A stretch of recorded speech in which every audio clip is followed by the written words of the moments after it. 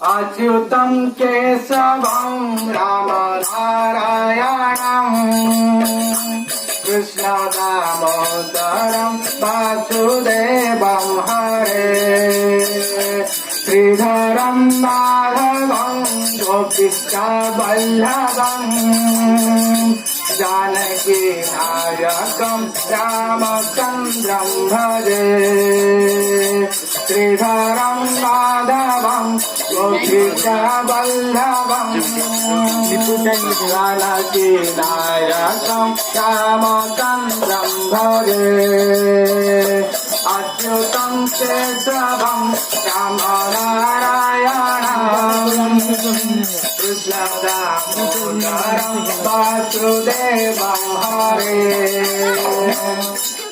बोलो कृष्ण कन्हैया लाल की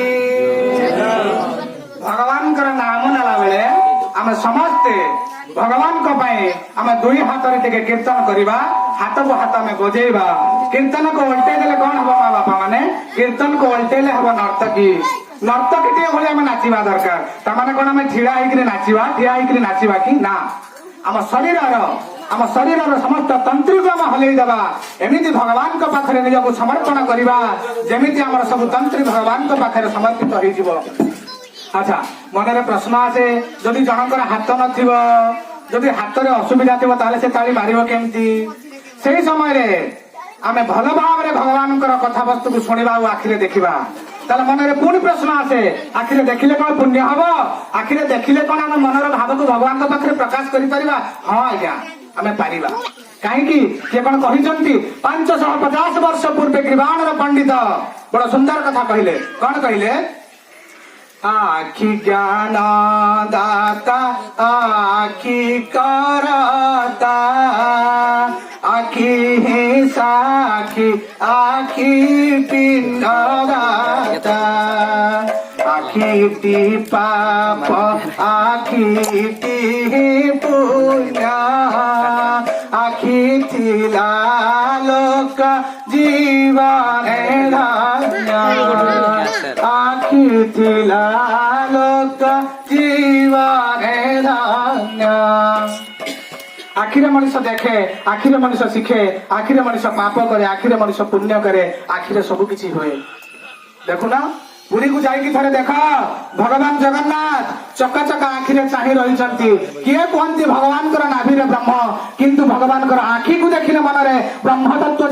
जागृत हुए तेणु जो जिन देखिले मनरे ब्रह्मत्व जाग हुए से प्रकृत ब्रह्म था तेणु जहाँ थे नीलाचल देखा भगवान केड़े सुंदर पंकज पद्मदला जहाँ पलक पड़ेनि भगवान सब चाहि रखिंट ए संसार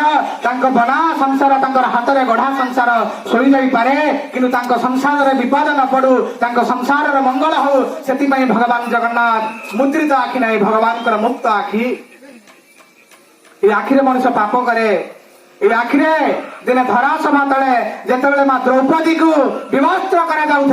माँ पांचाली समस्त को नेहुरा होती समस्ते कान बंद करदे शेष से पितामह भीष्म को कहले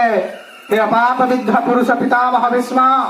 तुम आखि सामने तुम संतान माने तुम शिष्य माने एक कुलाबधू को विवस्त्र करुचंती तुम्हें से मना कर किंतु अपाप विद्ध भीष्म पुरुष कहले पाचिला लाठी केरा हाथ मारी दे कहले अंडन अंडन अंडन पारिबिनी केमती पारिबी जार लुण खाऊची तार गुण गाइबी किपरि से भली इच्छा मृत्यु जार महापुरुष मला बेले बाण सरसज्जा